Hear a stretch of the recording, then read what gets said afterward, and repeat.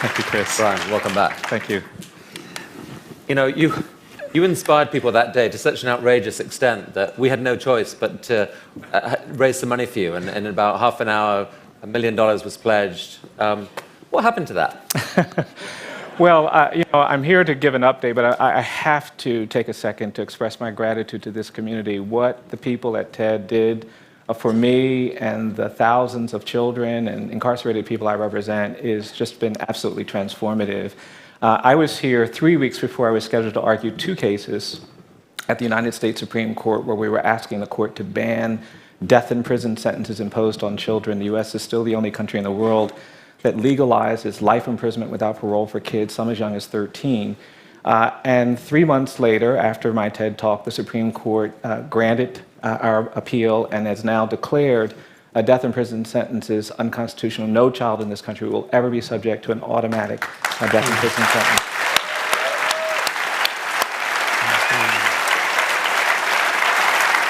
And actually, with the support of this community, we've extended that work. We're now trying to end putting children in adult prisons. There are 10,000 kids on any given day under the age of 17 in an adult jail or prison where they're 5 times more likely to be the victims of sexual assault, 8 times more likely to commit suicide. And we're committed to eliminating that practice. We've partnered actually with the Justice Department, who's done some work to help us.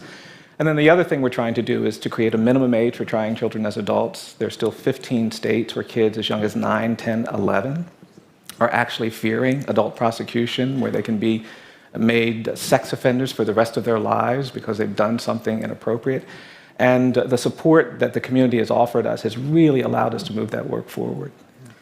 Bryan, is this a battle that has to be won state by state? You had that Supreme Court case, but is most of the work done on a state-by-state basis? It is. So, our criminal laws are largely state laws, and we have different policies in different states. And so a lot of the work does have to be done at the state level. But I think there is a broader narrative that we need to engage in at the national level that will influence what happens in each of these various states. And I think that narrative is in some ways part of what I was trying to talk about at TED last time, which is that we've got to be more thoughtful about what it means to be led by fear and led by anger and led by politicians that are punitive and harsh, and what it means to be responsible and just in a society where people are broken and marginalized and disfavored and disabled and excluded. And I think that conversation gets us to a different place, both nationally and at the local level. And what's actually happening on the ground? I mean, are the numbers getting worse or better, and is opinion shifting? Yeah, no, when I was here last time, there hadn't been the California initiative. We actually won a major success through a public ballot. They've eliminated 3 strikes laws, and thousands of people were released. We've seen a real shift. The last couple of years, the prison population has actually stabilized. Last year was the first year that we actually saw a decrease in the prison population in the U.S. We still have the highest rate of incarceration in the world, and we still have way too many people in jails and prisons. But some people are starting to talk about how it's time to be smart on crime, not just tough on crime. And that really does, I think, signal an opportunity, a possibility of changing the narrative in this country. So what's the main thing that your organization is working on in the year ahead?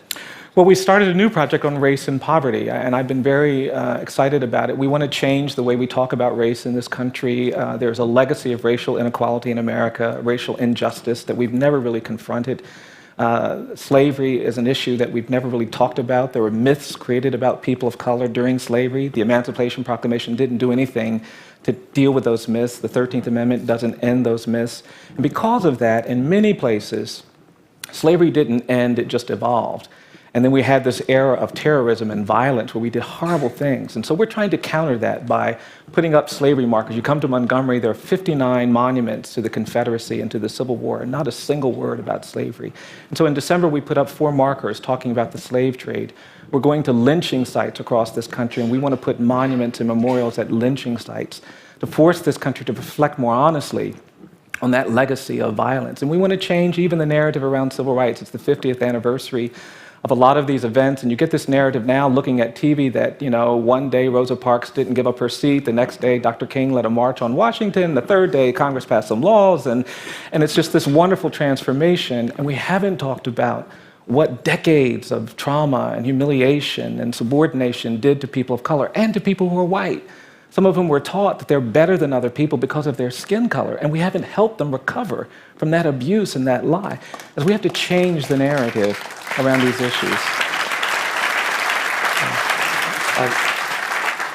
This is such an amazing conversation, and I know that there are people here who want to engage with you in the time ahead. Thank you so much for coming here, for really igniting something big in a lot of minds of people here and in America. Thank you so much. You're very welcome. Thank you. Yeah.